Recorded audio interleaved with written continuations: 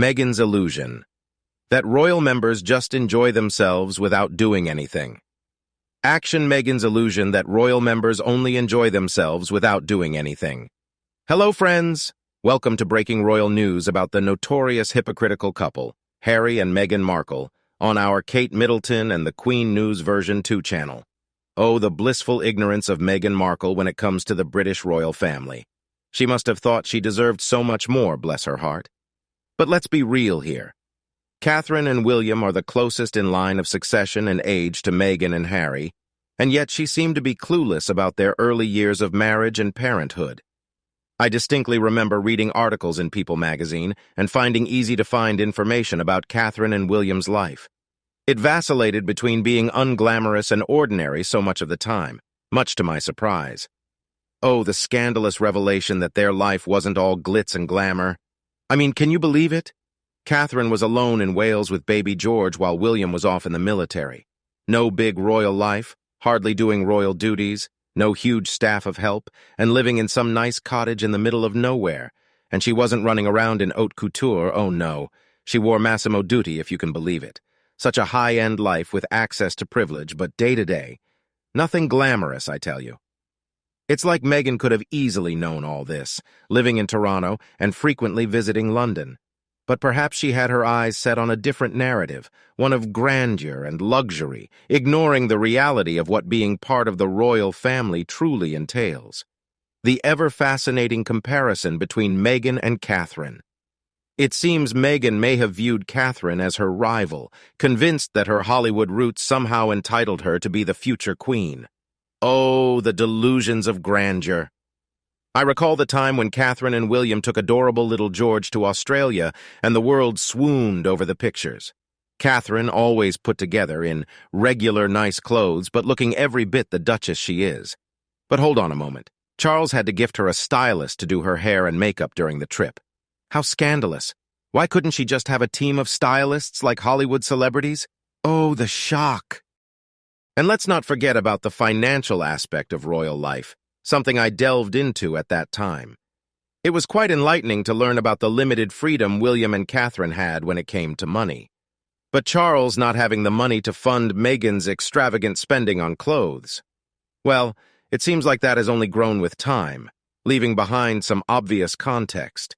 Oh, the tales of Meghan's extravagant wedding and how she supposedly bullied her bridal party.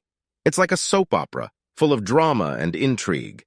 But of course, it's all just a reflection of Meghan's insecurities and her belief that she deserves to be at the center of attention, even more so than Catherine. The ever-entertaining analysis of Meghan's perception of Catherine. It seems Meghan views Catherine as meek and subservient, while she sees herself as the champion of modernizing the royal family, feminism, and finding her voice.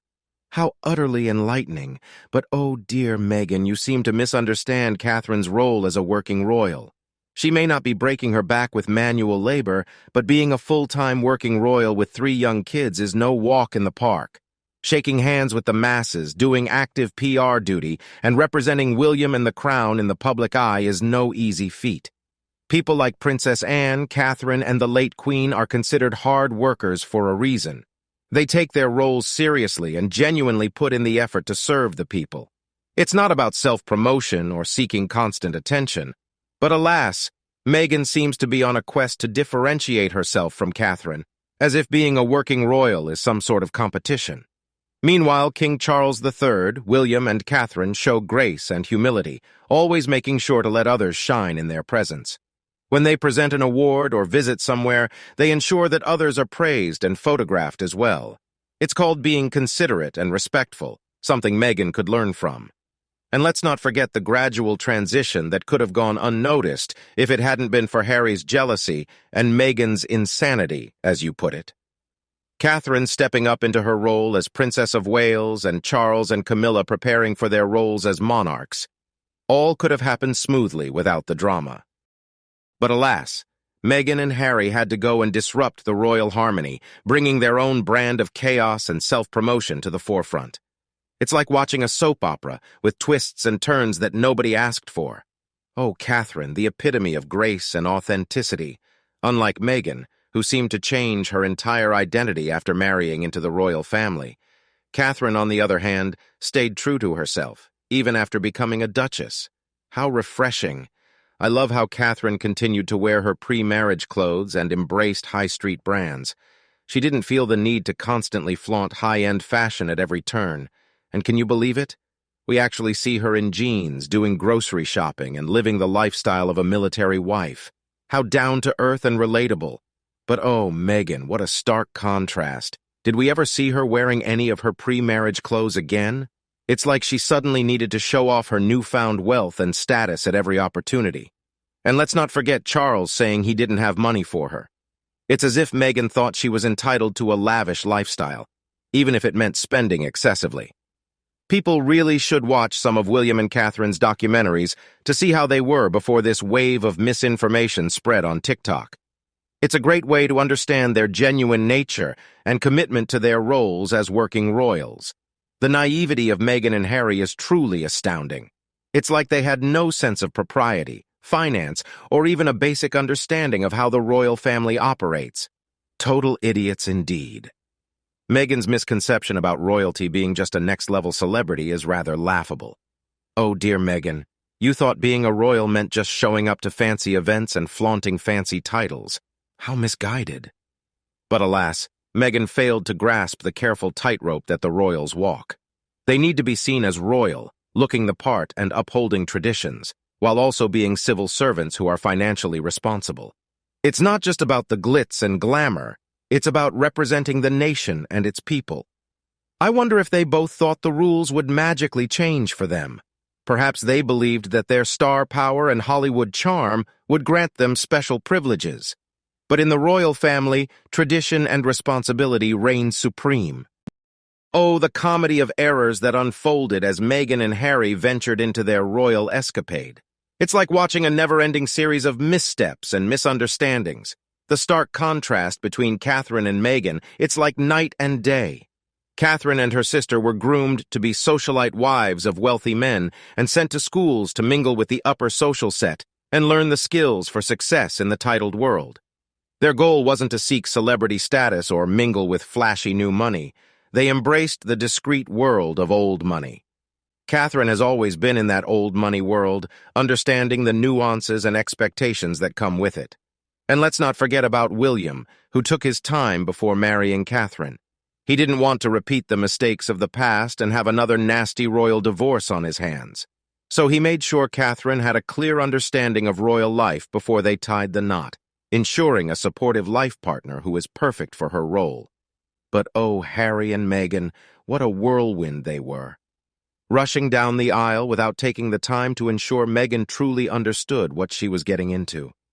Meghan's ego seemed to prevent her from learning from those who married before her, ignoring the wisdom of those who walked the royal path before her. It's no wonder Harry and Meghan's royal journey crashed and burned. Meghan didn't understand the basics, failing to realize that royalty is a different path than celebrity. Yes, celebrities and royals may cross paths, but they are indeed very different lanes. The wise and patient Catherine, a shining example of maturity, poise, and class. Unlike Meghan, who wanted everything her way and wanted it now. It's like watching a tale of two very different approaches to royal life. Catherine clearly loved William for who he was and was willing to come along for the bizarre ride that his life would be. She had the foresight to recognize the long game in her royal role, understanding that achieving her dream of being queen would require years of hard work and patience. It's not just about superficial desires, it's about dedication and perseverance. And I don't believe Catherine's motivation for marrying William was solely driven by wanting to be queen. It would be a tremendous sacrifice to dedicate your best years to a dream that may never fully materialize. Instead, she knew that training and hard work were essential parts of the process, and if she put in the effort, it would ultimately pay off. Their pre-marriage relationship, with its length and ups and downs, worked in their favor. Catherine got to experience the unglamorous and sometimes harsh realities of being part of the British royal family. William's advice to Harry to get to know this girl was a sage one, speaking from his own experience. William purposely took his time, making sure Catherine could handle the job of being a royal, not just being married to a person. He wanted to be certain that she was up for the challenges that come with royal life. And it seems he may have taken it a bit too long, given the press's obsession with the weighty Katie label. William's idea of easing Catherine into the royal job was indeed a brilliant one.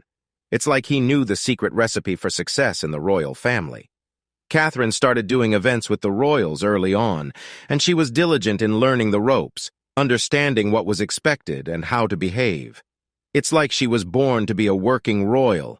Nobody had to tell her to turn around and face the front on the balcony. She just knew it, effortlessly. She was well prepared and knew exactly what she was getting into, both with William and the role of a working royal. It's like she had a crystal ball into the future, and she embraced it all with grace and determination. But oh, Meghan, what was she striving for? It's like she wanted everything to be better, constantly striving for some elusive goal. And to be honest, I can't fathom what more she wanted or why she thought the royal family was the answer to her desires. Perhaps Meghan believed that being part of the royal family would grant her 100% obedience and constant adoration, without any obligations or responsibilities. It's like she expected to be the center of the universe, showered with adoration while having no duties to fulfill. Oh, the irony of it all, the stark difference between Catherine and Meghan. It's like comparing apples and oranges. Catherine is happy to be herself, letting William be himself, while Meghan is constantly in full-powered pre-revolution Versailles-level Duchess mode. It's like she's always trying to outdo everyone else and be the center of attention. And you know what? There's nothing wrong with wanting to marry royalty and better your station. It's a tale as old as time, after all. But the crucial difference lies in the reasons behind it. Catherine wanted to marry William because she genuinely loved him, and that's evident in the way they built their life together. But with Meghan, it's a whole different story. Did she truly love Harry, or was there more to it? One can't help but wonder if her motivations were driven by other factors, considering how she's always been in the spotlight and seemed to crave attention and power. Catherine, on the other hand, took the time to figure out what she was getting into. She knew that marrying William meant marrying into the job of a working royal, and she wanted to be sure she could handle it. She explored the nature of the work and was fully aware of the responsibilities that came with it. It's like she wanted both love and a fulfilling job as a working royal, and she's continued to enjoy both aspects of her life. She knew what she was getting into long before saying, "I do," and it's evident that she's embraced the role with grace and dedication. Trying before you buy? What a concept! Catherine and William had every right to test the waters before diving into an official engagement. Smart move, I must say. I hope their children follow in their footsteps and take their time easing their future partners into royal life. But oh, Harry, he missed the boat on that one. He should have tested the waters with Meghan, pregnant or not. And really, would a royal baby born out of wedlock to someone as far down the line of succession as Harry have caused that much of a scandal? I highly doubt it. The real issue here is that an illegitimate child cannot inherit the father's rank and style, and most importantly, would not be in the line of succession. Meghan surely wouldn't want to bear a child that wasn't in the line of succession. Oh, the horror! If they had taken their time and the baby was born a few months after the wedding, there might have been a minor scandal, but at least the baby would have been legitimate and in the line of succession. Now that's a real royal problem right there. But alas, Harry is a dim bulb, as you so aptly put it. He never thought beyond marrying an actress and hoped it would somehow one-up William. The comparisons between Catherine and William and Harry and Meghan never cease to amuse me. Catherine and William, the at-the-moment people, are down to earth and content with what they have. How charming. They work hard, learn from others, and still manage to spend time with their children and each other. Admirable, really. Now let's shift our attention to the dynamic duo, Harry and Meghan. Oh, it was clear from the get-go that they had grand aspirations. They wanted to step into the shoes of Her Majesty the late Queen and Prince Philip, ruling from above while doing none of the actual work. What a royal master plan. Megxit, the interviews, and Sparegate, it's all part of their grand scheme to secure a co-ruler role with Catherine and William once King Charles III takes the throne. How convenient! But let's not forget Harry's constant whining about being just the spare. Oh, the poor lad, what else did he expect? Perhaps he thought he could have it all without putting in the effort. Silly him. Yes, Queen Elizabeth II is the epitome of graciousness and wisdom. Allowing Harry and Meghan some time as a regular family was such a generous gesture. After all, she herself cherished her early years in Malta with Prince Philip as some of her happiest times. What a beautiful parallel, right? I can just imagine Her Majesty struggling in the first few years of her reign, trying to figure out Philip's role so he wouldn't be bored and their marriage wouldn't be affected. It must have been quite the challenge for him to give up his military career overnight and commit to a lifetime of walking 2 steps behind Elizabeth. A monumental sacrifice, especially for an accomplished military man in the 1950s. What do you think about Meghan's level of knowledge of the British royal family? Let us know your thoughts below in the comments section. We hope you have found this helpful video. Don't forget to leave a like, share, and subscribe to the channel if you like it. Thank you for watching this newsletter. See you in the next videos. Goodbye.